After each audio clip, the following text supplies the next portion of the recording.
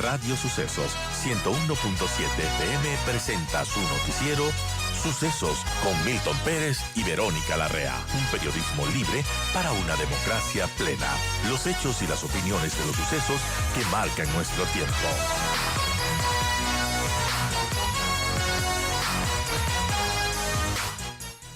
Y damos la bienvenida a Gustavo Isch, consultor político. Gustavo ha participado en un estudio en el que, bueno, hay datos interesantes, un estudio en donde se mide un poco la aceptación del gobierno del presidente, su gestión también de las entidades como la Asamblea Nacional y también cómo están los ánimos de los ecuatorianos y las preocupaciones más importantes que tenemos los ecuatorianos. Y bueno, allí hay datos reveladores. Gustavo, gracias por estar con nosotros, bienvenido. Y bueno, ¿qué nos puede comentar sobre este estudio y también los principales hallazgos? Bienvenido. Buenos días, Verónica. Muchísimas gracias por la invitación. Un saludo a todas las personas que siguen este importante y querido medio de comunicación. Sí, es un estudio de opinión realizado por la empresa Imacén. Tiene una larga experiencia, una larga trayectoria. Está ubicada en Perú. De hecho, el estudio fue hecho a contramano, digamos, por un equipo de ese país y consultores ecuatorianos, bajo la dirección de Giovanna Peñaflor y Fernando Gavilanes, que son consultores muy conocidos a nivel internacional. Y yo participé en este estudio en la fase de formulación de preguntas y luego en la validación de las mismas, de los cuestionarios. El tema de la interpretación, igual que a usted, Verónica, y muchas personas que ya cuentan con este instrumento de investigación, no, es sorprendente en algunos temas, es preocupante en muchos otros. Como no se trata de un estudio de prospección electoral, en estos momentos eso es lo que eventualmente llama mucho la curiosidad a las personas, pero no es ni es ético ni es técnico, o sea, porque muchas cosas podrían cambiar de aquí en adelante.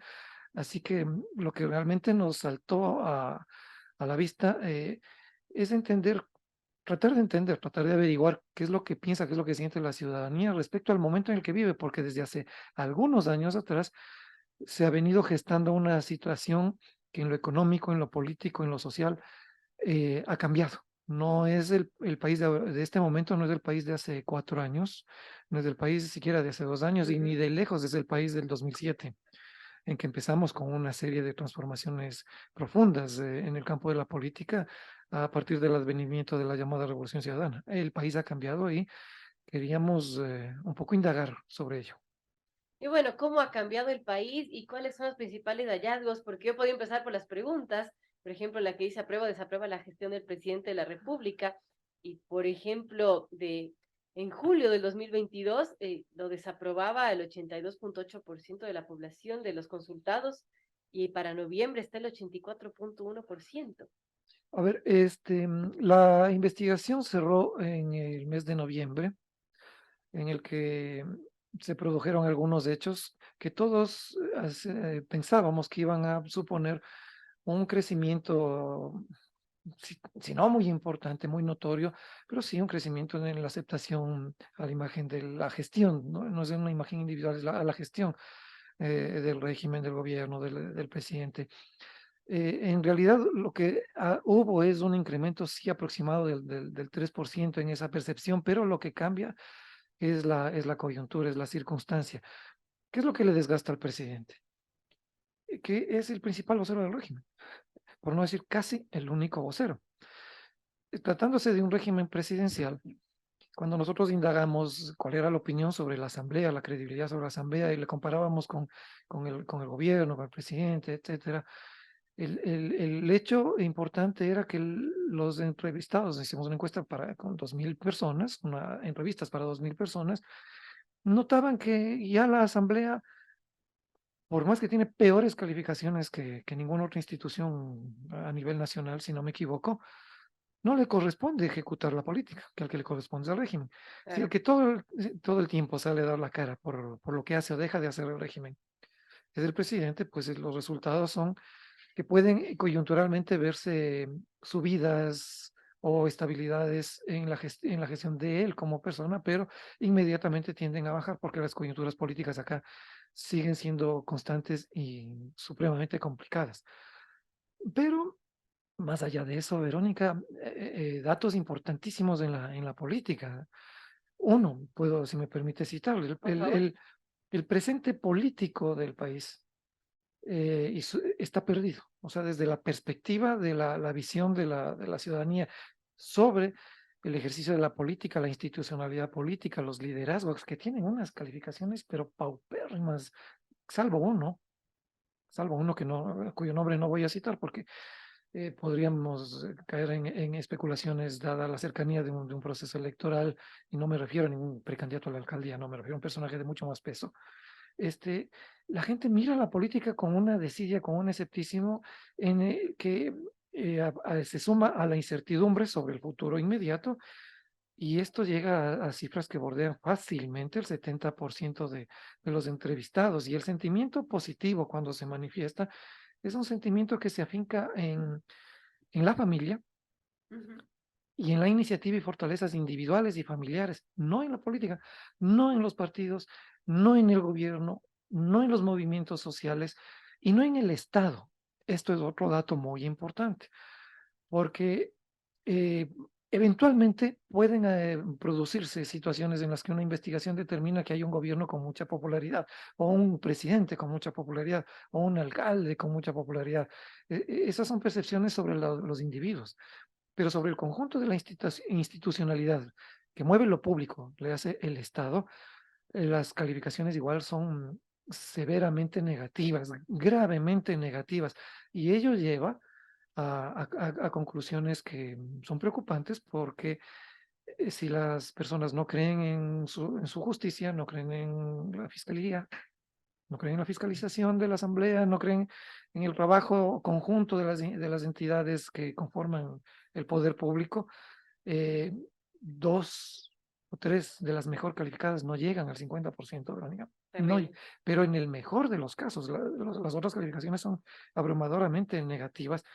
Quiere decir que los ciudadanos miran que la única, que ese presente, políticamente hablando, institucionalmente hablando, en este país está perdido, en el plazo inmediato.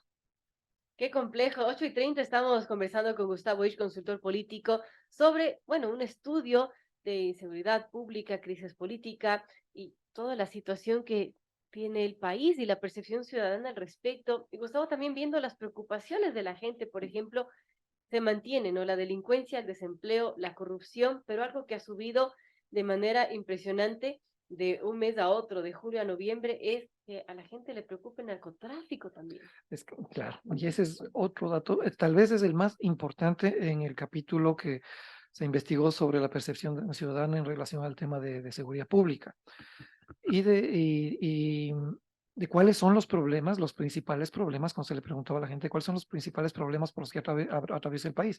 Antes del mes de julio, antes del mes de junio, se situaban los problemas económicos, es decir, El el desempleo. desempleo y la economía como los dos fundamentales problemas. Y luego se hablaba de la falta de atención adecuada en salud, en educación, y saltaba el tema de la delincuencia. No se conjuntaban, pese a que básicamente están dentro del mismo campo, narcotráfico, narcodemocracia, como efecto del crimen organizado, y circunstancias de actos delictivos violentos caracterizados por la excesiva violencia, ¿no? Pero ahora, precisamente a partir de ese mes, se duplica y cambia radicalmente el enfoque de la preocupación ciudadana, se duplica en relación a las preocupaciones que antes tenían que ver con la seguridad, y se invierte el orden, ¿no? Es decir, el narcotráfico, la violencia, la delincuencia llegan casi al 44, al 45% como los tres principales problemas que le agobian, le preocupan a la ciudadanía. Y los problemas como el subempleo, Ujú. como el desempleo y los otros que estábamos citando en relación a materia social, bajan al 23%. Y aquí un paréntesis, que no venga alguna persona muy suspicaz a decirnos, es que ya hay empleo, es que ya hemos mejorado en la atención pública. Que hay cosas más graves que el desempleo, Exacto, ¿no? lo que está ocurriendo es que esto es lo que más nos está preocupando a todos. Y aquí hay también un hecho adicional. Es la propia narrativa del gobierno la que ha inducido de algún modo a que la gente piense lo que está pensando. Pero está bien. Es decir, el gobierno ha hecho lo que debía haber hecho, al menos en ese tema de comunicación, ha señalado que es gravísimo lo que el país enfrenta en materia de inseguridad. Y quizás incluso el gobierno no se ha atrevido a decirlo todo, porque realmente el tema es complicado. No es un problema, más allá de que la percepción sea que la delincuencia ha aumentado en este régimen. Eso es otra cosa que se ha dicho mucho y lo podríamos comentar luego. Tiene distintas perspectivas de ese análisis. No es tan cierto eso, porque es el narcotráfico, la delincuencia, la violencia existían antes, pero estaban controlados de otra manera. Estaban tamizados por acuerdos tácitos, aparentemente, Claro. que permitían que en este país circulen incluso libremente agentes, operadores, ejecutores de violencia política en otros países que venían acá al Ecuador y que sentaban bases de apoyo, de cooperación, etcétera, etcétera. Eso se ha denunciado varias veces y aparentemente eso es así. El hecho es que, claro, con el paso del tiempo, la falta de control sobre ciertos aspectos revienta en este régimen. No es a causa de que el gobierno es el que lo ha provocado. La crisis económica, el no haber resuelto los problemas gravitantes de pobreza, la violencia política que se desató a partir de las movilizaciones indígenas. Claro.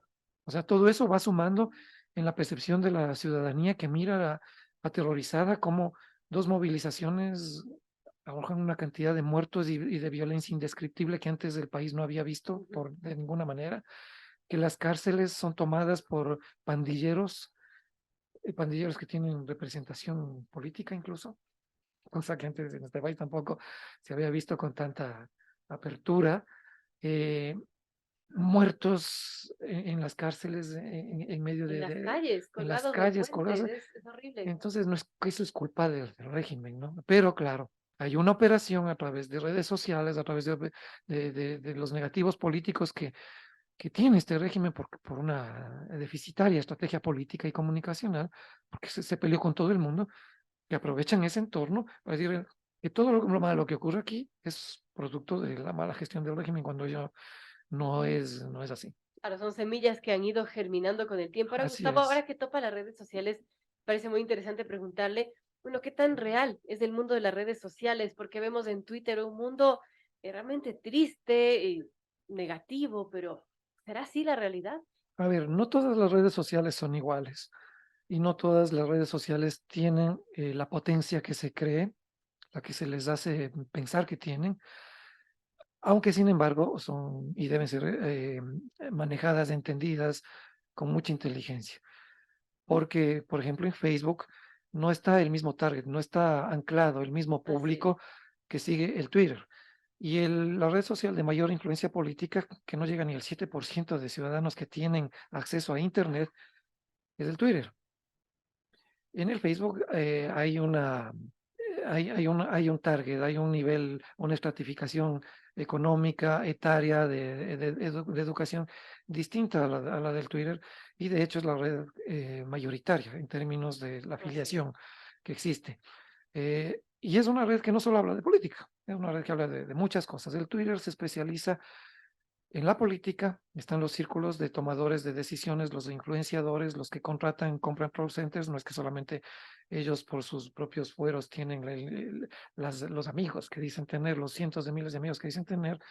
Esto se multiplica a través de estrategias de comunicación donde llegan aparentemente a tener más peso del que realmente tienen.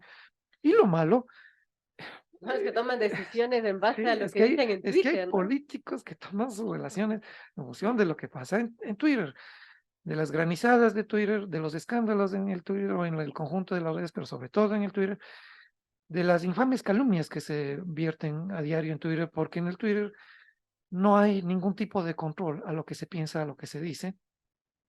Estamos esperando que la misma red social condene a los que fomentan la violencia política, la discriminación, el sexismo, las atrocidades que se cometen de cualquier naturaleza, pero legalmente ningún país tiene ni la capacidad y ningún grupo político la intención de regular las banalidades, cuando son banalidades solamente, o las manifestaciones de emocionalidad pura que tienen los que están involucrados en el Twitter, que lo han convertido en una alcantarilla, perdón la expresión. Hay excepciones, pero ese es un espacio donde se acaba la reputación de instituciones, de personas públicas y privadas, sin verificar si es o no es cierto lo que se empieza a decir. Después, según la magnitud de la granizada, después de 2, 3 días, las cosas pasan a otro escándalo. Así es. Y ahora tenemos otras redes sociales, que son las redes sociales del espectáculo puro y duro, donde se han anclado los políticos como el TikTok o el TikTok, ¿verdad?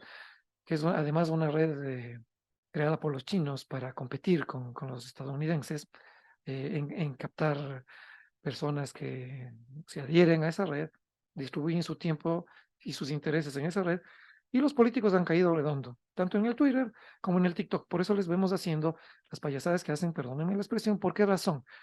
Porque es la banalización y el show de la política trasladado a la masificación indiscriminada de las redes sociales, donde la temporalidad incluso de los mensajes es hiper reducida, no se explican las cosas, nos explican cómo van a producirse los cambios que un político quiere realizar, sino que se basan en la publicidad pura, el más creativo, el, de la, el que mejor llame la atención, el que mejor o peor baile. O el que hace un buen chiste. Exacto, ese es el que es viralizado.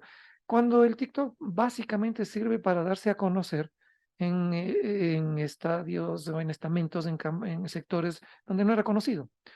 Nadie conocía al señor Herbas, inteligentemente hizo una campaña en TikTok para que lo conozcan. Ujú. Y ahí había un segmento de voto que no estaba decidido, muy importante, que es el de los jóvenes, que son los que más operaban hasta ese entonces en TikTok. Le pasó lo mismo al actual presidente. Nadie lo conocía ahí.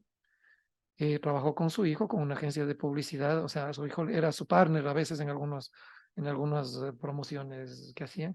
Y la publicidad es el eje de la comunicación. Y la publicidad puede decir cualquier cosa. La publicidad puede mentir. Nadie le dice que no a la publicidad, porque la publicidad va eminentemente a lo emocional. Y si uno quiere creer lo que dice la publicidad, bien. Y si no, es publicidad. Eso es lo que ha pauperizado el contenido de la política. No es que generaciones de personas mayores estemos cuestionándolo todo y que veamos con desagrado porque somos conservadores lo que ocurre en las famosas redes. Las redes pueden tener incidencias significativas, no diría que determinantes, pero sí significativas en ciertos puntos de una campaña electoral o de gobierno, bien utilizadas para educar, para informar, no para difamar, para calumniar, para hablar tonterías, para perseguir y meterse en la vida privada de la gente, sino para informar, para educar, para comunicar. Gestión pública podrían ser vitales para el desarrollo de un país. Lamentablemente todo el mundo cayó en el circo. Lamentable. Y bueno, tenemos poco tiempo, Gustavo, pero en ese contexto, en ese panorama también, ¿qué nos depara las elecciones seccionales que se vienen ya en febrero del 2023 con todo este show político que vemos en las redes, con todo este desánimo del ecuatoriano en general, que no confía en la institucionalidad, en el Estado? ¿Qué nos espera? ¿Qué peligros, riesgos se encuentran también? La incertidumbre está reinando. La incertidumbre, la fragmentación política, esa arquitectura institucional que permite la afluencia de políticos y unidades de gestión política. Yo no los llamo ni movimientos ni partidos a estas alturas, son verdaderas empresas electorales que Además que se van, activan sí, cada elección, y ¿no? le ve a uno, a una organización de izquierda candidatizándole a un candidato de la ultraderecha o viceversa, para no perder su posicionamiento uno y otro, pensando que cualquier discurso puede lavarlo todo y que la gente es ingenua y que la gente les cree lo que va a pasar, con el ánimo de cooptar algún escaño, bien sea en la asamblea o bien sea en las elecciones, en los gobiernos locales, autónomos. Pero la incertidumbre es grave porque estamos atravesando una circunstancia grave. Políticamente la gente no les cree, pero tiene que votar por alguien. Lo que se le ofrece es de muy baja calidad. con excepciones, como siempre ocurre. La incertidumbre económica es fuerte. Y mire que las redes sociales, como decía, en todo hay excepciones, no todo es negativo. En las redes sociales, en esta investigación, registramos a partir de la preocupación económica, qué es lo que, cómo piensan, cómo ven los intentos del actual régimen por reactivar la economía. Y concretamente lo que más motivó el interés son los acuerdos comerciales que se están tratando de impulsar, y muy interesante el resultado que se dio y se produjo a partir del pretendido acuerdo con la República Popular China. El 65% de gente, sí, no está de acuerdo con negociar con la China, por obvias razones. Es un país que ha estado vinculado en negociaciones con nuestro país desde el año 2007 aproximadamente, que han resultado en el escándalo, en enjuiciamientos que le han salpicado no solo a nuestro país, sino a nivel internacional, y que han sido seguidas por todos los medios de comunicación. Y lo que la gente pide o dice, por ejemplo, 75%, casi estoy hablando en términos redondos, ¿no? De la gente dice no estar informada o estar poco o nada informada sobre el pretendido acuerdo comercial con la China. El 80 y pico% de la gente requiere que el presidente cumpla su palabra cuando al inicio de su régimen ofreció que iba a transparentar todos los acercamientos que él había decidido tener con ese país, porque prácticamente la mitad de nuestros ingresos petroleros se estaba pagando en deuda carísima a la China, negociada en el gobierno de Rafael Correa. Que eso estaba complicando muchísimo la economía nacional. Y otra cosa muy importante que dice la gente es que tienen mucho temor de que vengan a inundarnos con productos de pésima calidad, que siempre ellos salgan aventajados por la negociación, y que en definitiva debería existir un tamiz, una clara normativa alrededor de este tema, que económicamente es muy importante porque se habla de la generación de muchos empleos. Nadie sabe si va a ser a través de maquilas, si vamos a dividir las jornadas laborales, Claro. en el que la China se comprometa a respetar las condiciones laborales de nuestro país, a no explotar niños, a respetar el medio ambiente, a no depredar la plataforma continental marítima ecuatoriana. Tenemos todos los años una gigantesca flota pesquera depredando los recursos marítimos nuestros, a que no se produzcan acuerdos que la explotación minera, por ejemplo, en otros campos, puedan ocasionar severos daños al futuro del país. Eso es lo que se ve. Y ningún político está hablando de eso. Nadie habla de eso. Nadie habla Así es. seriamente y consecuentemente toma decisiones en materia ni de seguridad, ni de empleo, ni de política, de reestructura política, para que este país pueda salir adelante. Entonces, lo que va a pasar, y concluyo con esto, Verónica, su pregunta, lo que va a pasar en las elecciones es que esa fragmentación va a volver a producirse, que probablemente, pero no es seguro por los datos que obtuvimos en este momento y porque la matemática electoral no funciona de ese modo, podría ser que se repita lo que ocurrió en elecciones anteriores, sobre todo en las ciudades más grandes de acá del país, pero no necesariamente, porque lo que pasa cuando hay mucha fragmentación política es que el tamaño de la torta se reparte entre varios, Claro. pero no es que los que tienen mayor intención de voto, los que ya tuvieron una intención de voto previa o un resultado electoral favorable en otras elecciones, vuelven a repetirlo. En este momento, de los datos que nosotros tenemos, hay sorpresas, pero no profundizamos la investigación en las elecciones, porque no nos interesaba venir a hablar de encuestas, eso que lo hagan otras firmas, con el respeto Bueno, que tenemos. importante tener una Ajá. radiografía, al menos de la opinión ciudadana en este momento.